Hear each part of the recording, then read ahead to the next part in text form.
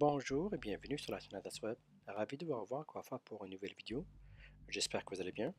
Aujourd'hui, on va revoir comment gérer le tampon au niveau Kodi, donc le buffer.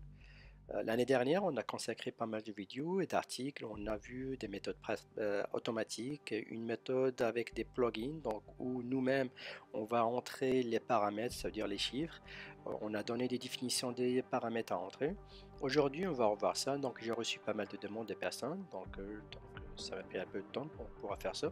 Donc, on va voir ça aujourd'hui. On va voir la différence entre des paramètres pour Kodi 16 et Kodi 17. On va installer deux plugins et choisir ces deux plugins parce qu'ils sont les plus partagés sur la toile. Il y a un qui est très ancien qu'on a utilisé l'année dernière, malheureusement, même s'il est à jour, donc la personne qui est en charge l'a mis à jour, il y a une erreur au niveau de fichier advancedsetting.xml. On va voir la deuxième méthode qui est correcte à 100% et on va essayer de vous expliquer donc les paramètres qu'il faut entrer. Donc avant de commencer, il faut préciser que gérer ou entrer des paramètres comme tel, ça ne veut pas dire qu'il n'y aura plus de tampons. Non, on est des clients, donc on n'est pas des serveurs, on n'a pas de main sur les serveurs. Donc il y a plusieurs paramètres, plusieurs facteurs qui entrent là-dessus. Donc nous, on est comme client, on a besoin d'avoir une base propre et donc une base de travail maximale.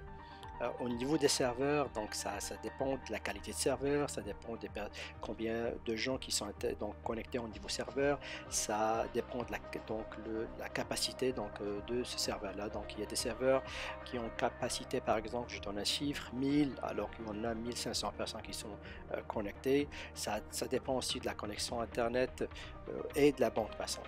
Il y a pas mal de facteurs, donc nous on va essayer comme client, on n'a rien que notre ordinateur ou notre box pour le bien nettoyer et le bien configurer. Ça c'est notre travail. Donc serveur, on sait rien, si un serveur est parfait, ben on doit juste changer le serveur. Donc il n'y a pas d'autre chose à part ça.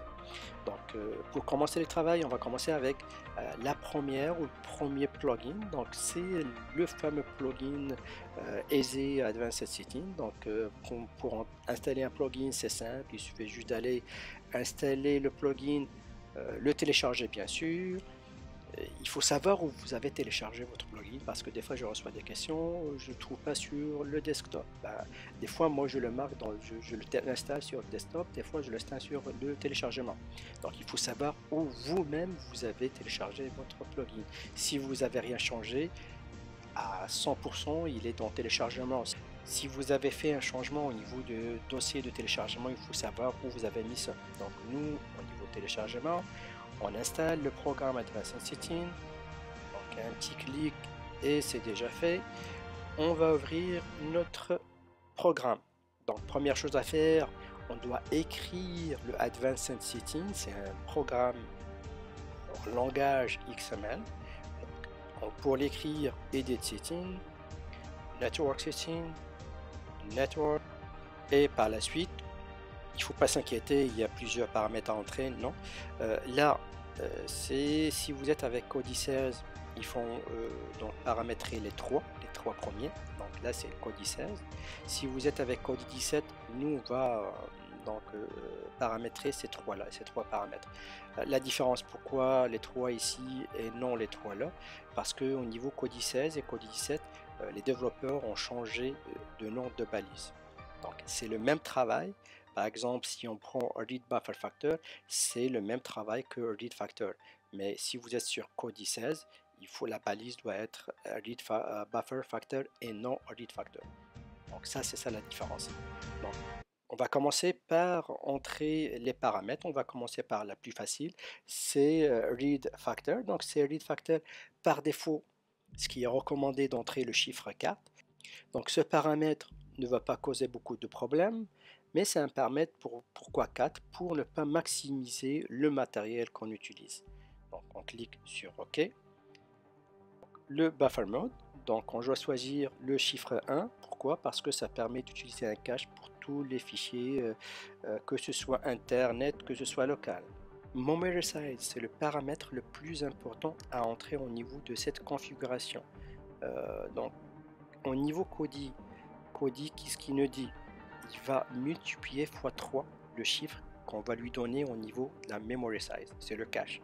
Donc un exemple, si par exemple on va lui donner 20 mégas ici, donc Kodi aura besoin de 60 mégas de RAM libre. Donc il va multiplier 20 fois 3, c'est 60. Donc normalement ici on n'entre pas de mégas, mais on doit donc le chiffre doit être en octets. Donc la mémoire doit être en octets. Par exemple, je donne un exemple, c'est l'exemple que j'ai donné au niveau de l'article. Si on prend un box de 1 giga, 1 giga, si on ouvre Kodi, on ouvre 2-3 applications, au niveau de la mémoire libre, on va trouver, on a 400 mégas de mémoire libre. Ça veut dire quoi? Ce 400 mégas, il faut le diviser sur 3. Donc 400 sur 3, c'est 133, quelque chose. 133, quelque chose, on va prendre juste 133. Donc c'est la mémoire qu'on doit entrer ici. Bien sûr, donc c'est en mégas, on a besoin de la changer en kilos. Donc 133 fois 1024. Encore, ça c'est en kilos, on doit l'avoir en octets. Donc 133 fois 2 fois 1024. Donc il va nous donner le chiffre à entrer ici en octets. Et on va entrer, donc c'est le chiffre qu'on doit entrer en octets. Là, on a les 3 paramètres qui sont bien insérés. Maintenant, on doit produire le fichier XML. Donc, on doit juste retourner une fois, une deuxième fois, une troisième fois, et on va cliquer sur Write XML File. On clique. Donc, vous voyez, donc le fichier était bien inséré. On va juste le voir. Donc, on va essayer de voir ce fichier-là. Donc, comme vous voyez, donc c'est les paramètres, le buffer, le memory size, le read factor. Donc, on a entré 1, on a entré 4 et 139 millions. Donc, c'est 133 fois 1024 fois 1024. Donc, vous avez toutes les informations au niveau des chiffres qu'on a entrés au niveau de l'article. Ce qui est faux ici, donc c'est le network. Là, on travaille avec Kodi 17. Kodi 17, donc les développeurs de Kodi ont changé network à cache. Donc, on ne devrait pas avoir network, mais plutôt cache. Donc, ça veut dire que ici, c'est faux. Qu'est-ce qu'on va faire? Vous avez l'option, je vais mettre aussi l'adresse ou le lien, donc l'adresse plutôt le chemin d'accès au fichier easyadvancedsetting.xml au niveau des ordinateurs Android et tout. Vous allez juste chercher le fichier, l'ouvrir avec un éditeur texte et changer le network donc au lieu de network, on doit mettre cache. Donc avec un éditeur texte, on le change et on va sauvegarder bien sûr. Je ne veux pas faire ça maintenant, donc je vais juste montrer la deuxième façon à faire. Je vais premièrement supprimer ça. Donc remove, reset.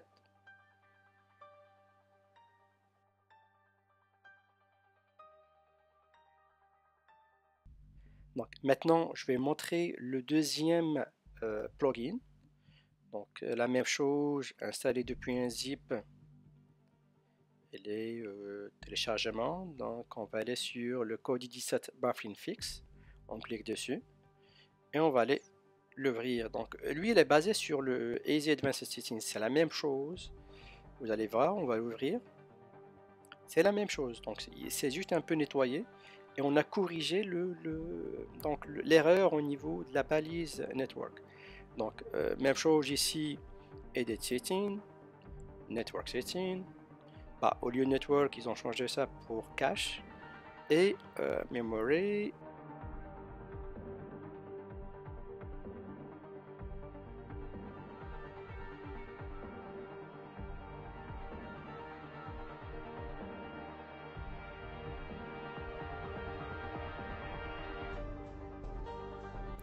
Donc, on doit créer le fichier, donc vous savez maintenant comment faire. Donc, on retourne. Donc, on clique sur Write XML. Et on va voir ce fichier-là. Comme vous voyez maintenant, ça a changé par cache. Donc, là, j'ai rien changé. Donc c'est juste on a utilisé le deuxième plugin et ce deuxième plugin il est plus donc il n'y a pas ce message d'erreur, pas de message d'erreur, il n'y a pas cette faute d'écriture de ce fichier là. Donc faites attention si vous téléchargez le premier, donc j'ai vu il y a des personnes qui partagent le premier alors que c'est faux.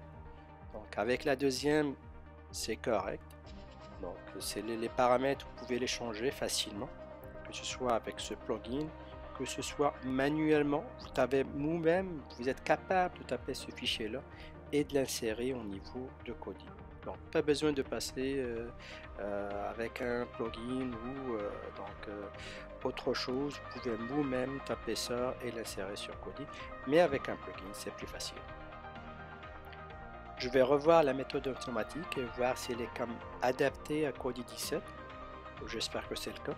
Donc si c'est le cas, je vais essayer de mettre une vidéo là-dessus.